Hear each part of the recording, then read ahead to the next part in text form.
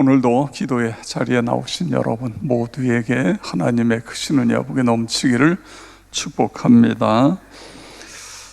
오늘 본문에는 중풍병자를 고친 사건, 그리고 제자 레위 마태를 부르시면서 그 죄인들과 세리들과 함께 음식을 나누시는 사건, 그때에 예수님께서 왜 당신은 세리와 죄인들과 함께 음식을 먹느냐 그랬더니 예수님이 건강한 자에게는 의사가 쓸데없고 병든 자에게라야 쓸데가 있다. 나는 의인을 부르러 온 것이 아니라 죄인을 부르러 왔다. 이렇게 말씀하십니다. 여러분, 그렇습니다. 우리가 나는 의인이 아니고 죄인이다, 연약한 존재, 하나님이 없으면 넘어질 수 있는 존재라는 걸 우리가 깨닫고, 그리고 하나님께 나와야, 그래야 하나님이 주시는 은혜를 받을 수 있습니다. 그 다음에 18절부터 22절 사이에 보면 금식과 생배 조각을 낡은 옷에 새 포도주를 낡은 부대에 넣지 않는다. 낡은 가죽 부대에 넣지 않는다. 이 말씀은 복음, 예수 그리스도의 이 생명의 복음을 과거에 이스라엘 백성들이 가지고 왔던 어떤 그런 전통에다가 집어넣으면 결국은 그 전통이 깨질 수밖에 없다는 것이죠. 새 부대는, 새 포도주는 새 부대에, 그렇게 말씀하신 것처럼 우리의 옛 모습을 그대로 가지고 아무리 복음의 말씀을 담는다고 한들 거기에는 절대로 어떤 변화나 아무것도 일어나지 않는다. 결국은 우리의 속사람을 정결케 하고, 그러면서 회개하면서 복음을 내 마음속에 집어넣을 때에 그 복음, 주님이 내 안에서 역사하시게 된다. 그런 진리를 말씀해 주고 있습니다. 23절 이하에는 안식일에 밀밭 사이로 지나가다가 제자들이 길을 열면서 밀 이삭을 자르는 거예요. 이게 이제 문제가 됐습니다. 여러분, 남의 밭에 이삭을 자르면 오늘날로는 이건 남의 물건을 도둑질하는 것입니다. 그래서 법에 걸립니다. 그러나 유대인들에게는 지금도 똑같아요. 밭에 있는 곡식을 거두다가 한쪽에는 남겨놓습니다. 왜냐하면 지나가는 나그네나 너무너무 가난해서 당장 먹을 것이 없어 굶어 죽게 된 사람들을 위해서 그렇게 하는 거예요. 그렇기 때문에 예수님의 제자들이 밀 이삭을 자른 것은, 이것은 남의 것을 취했기 때문에 문제가 된 게 아니고 율법을 어겼다, 이게 문제가 되는 것입니다. 그러니까 이제 유대인들이 우리가 어떻게 하면 안식일을 잘 지킬 수 있을까? 그래서 나름대로 안식일을 잘 지키기 위해서 어떠한 39개의 조항을 만들어 놨습니다. 근데 그 중에 하나가 안식일 날은 밀 이삭을 자르면 안 된다, 이런 걸 놓은 거예요. 자기들이 만든 그 어떤 규약, 규례를 어겼다 이거예요. 어겼다. 이게 지금 문제가 되고 있는 것입니다. 그러니까 예수님께서는 이 부분에 대해서 어떤 우리가 안식일 주의를 지키는 것이, 이것이 어떻게 보면 틀에 맞춰져 있는 대로 의식 없이, 생각 없이 그냥 오늘 주일이니까 교회 왔다가 예배 드리고 오늘 다 끝났다, 이런 식의 돼서는 안 된다는 것입니다. 그래서 예수님이 두 가지를 이야기하세요. 안식일을 위해서 사람이 있는 거냐, 사람을 위해서 안식이 되는 거냐? 이걸 묻고 있는 거예요. 근본적인 질문에 지금 너희들이 그 질문에서 잘못되어 있다는 것이죠. 여러분, 왜 하나님께서 안식일을 주셨어요? 사람과 모든 생물들이 쉬어야 된다는 거예요. 쉴 때는 쉬어야 되고 하나님이 우리를 그렇게 만드신 것입니다. 그런데 쉬는데 육체만 쉬는 것이 아니라 우리의 영혼도 쉬면서 새로 하나님의 은혜로 채워지는 것, 그것이 안식일을 하나님이 주신 중요한 목적인데, 이거는 잊어버리고 안식일 날 뭐 했냐 안 했냐 이거 가지고, 그리고 그 다음에 두 번째로 하신 말씀이 안식일의 주인은 나다, 이런 이야기를 하십니다. 여러분, 우리가 주일날 와서 누구를 경배해요? 주님을 경배하는 거예요. 주님을 예배하는 거예요. 그분이 우리의 주이시고 주님의 날의 주이시기 때문에 그런 것입니다. 그리고 이제 그 중풍병자, 이제 1절에서 12절에 보면 중풍병자를 고치시는 내용, 우리가 잘 아는 내용입니다. 여러분 생각해 보세요. 우리가 건강하게 지내는데 어느 날 뇌경색이 왔어요. 뇌출혈이 왔어요. 그래서 제대로 움직이지를 못해. 아주 약하게 오면, 그러면 이제 뭐 물리치료도 하고 약을 쓰고 뭐 하면서 좀 몸 어떤 한 부분이 좀 불편해도 그래도 걷고 움직이잖아요. 근데 심하게 오면 제대로 움직이지도 못해요. 지금 이 중풍병자가 그런 상황입니다.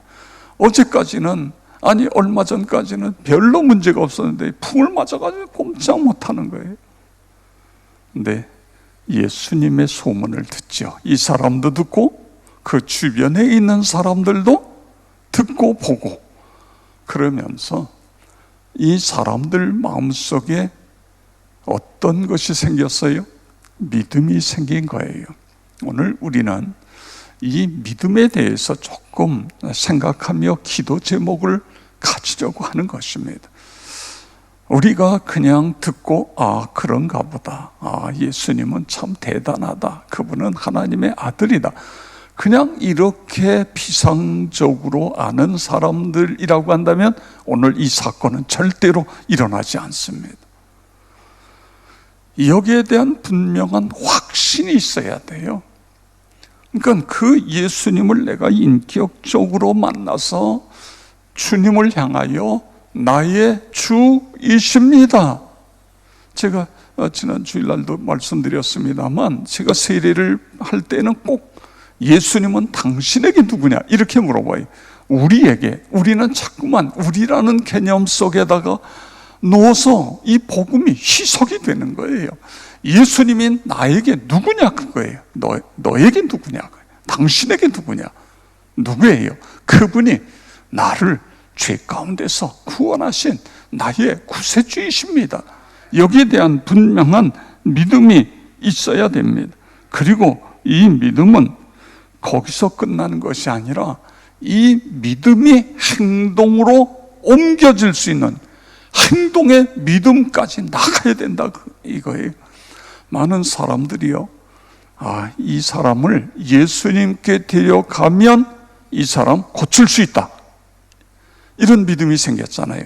그래서 이 사람들이 어떻게 해요? 네 사람에게 시켜서 이 환자를 예수님께 데려가는 거예요. 그런데 이 네 사람도 여기에 대한 분명한 믿음이 있었어요. 그냥 심부름하는 사람들이 아닙니다.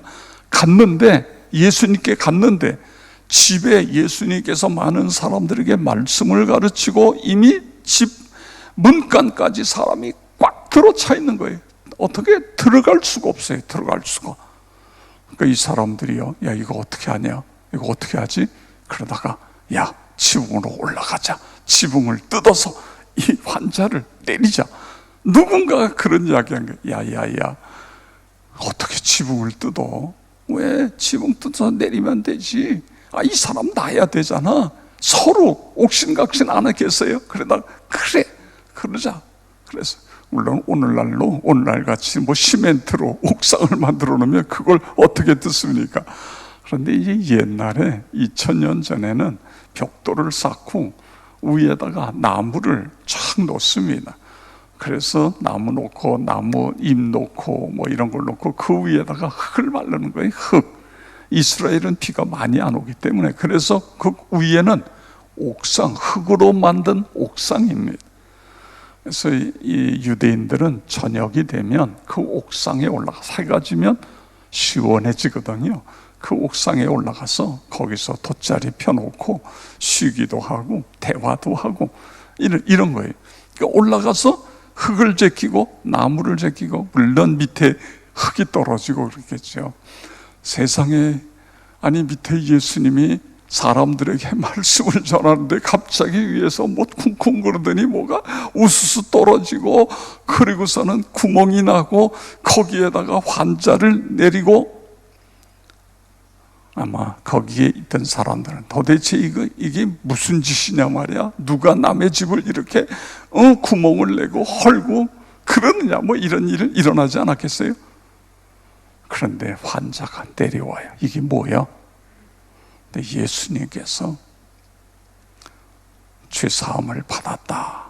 그리고 그 다음에 그들의 무리, 그러니까 그들의 믿음을 보시고, 그리고 결국 이 사람을 깨끗하게 치유하시는 이런 놀라운 기적을 볼 수 있는 것입니다. 이 행동하는 믿음인데, 제 페이퍼가 어디로 날아가 버렸네요. 행동하는 믿음인데, 여러분 그렇습니다. 우리가 예수님 믿습니다 그러고 가만히 앉아 있으면요, 아무 일도 일어나지 않아요. 하나님, 우리가 믿음으로 살면서 하나님께서 우리에게 어떤 것을 주실 때에 아멘, 그리고 일어나는 거예요. 내가 하나님께서 내 믿음을 통해 기도하라는 마음을 계속 우리에게 주세요. 그런데 여러분, 기도하지 않아 보세요. 아무 일도 일어나지 않는 거예요. 기도하라는 마음을 주실 때 하나님 앞에 나와 기도하고, 하나님께 나와 예배 드려라, 그런 마음을 주실 때 하나님께 예배를 드리고, 어려운 이웃들을 좀 도와라, 그런 마음이 있을 때 어려운 이웃들을 돕고, 이렇게 우리의 이 믿음이 행동으로 이어지는 그런 믿음이 되어야 된다, 그거예요. 그 다음에 또 하나 중요한 것은요, 더불어 믿음이에요. 더불어 믿음. 여러분, 흔히 그런 이야기 하잖아요. 장작불도 장작 하나 가지고는 그 불은 꺼져요.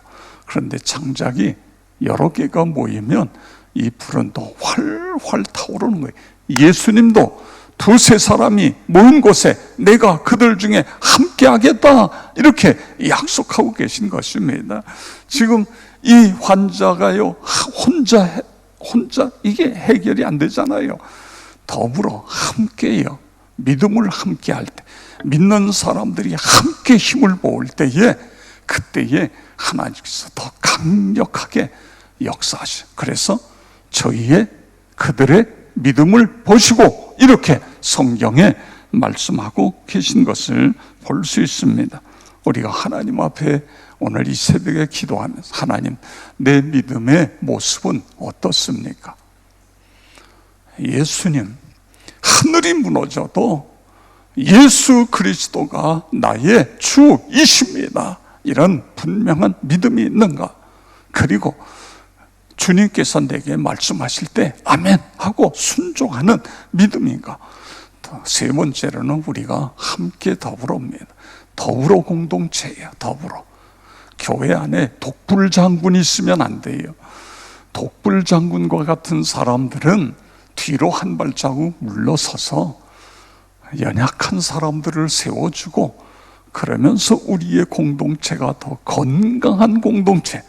그렇습니다. 하나님, 나와 우리 모두가 다 그렇게 되게 해 주시옵소서. 아버지 하나님, 감사를 드립니다. 코로나 바이러스로 인해서 주님이여 여러 가지 많은 제약들을 받고 있습니다. 특별히 우리가 신앙생활하는 데 있어서 우리 사랑하는 소그룹 공동체도 마음대로 모이지 못하는 안타까움이 있습니다. 아버지 하나님, 기도합니다. 속히 주님이여 여기에 대한 여러 가지 약도 주님 개발되어지고, 그리고 하나님의 은혜와 하나님의 능력으로 이 모든 바이러스가 다 퇴치되고 소멸될 수 있도록 하나님 도우시며 인도하여 주시옵소서. 오늘도 새벽을 깨우는 우리 사랑하는 모든 성도 한 분 한 분, 아버지 하나님 그렇습니다.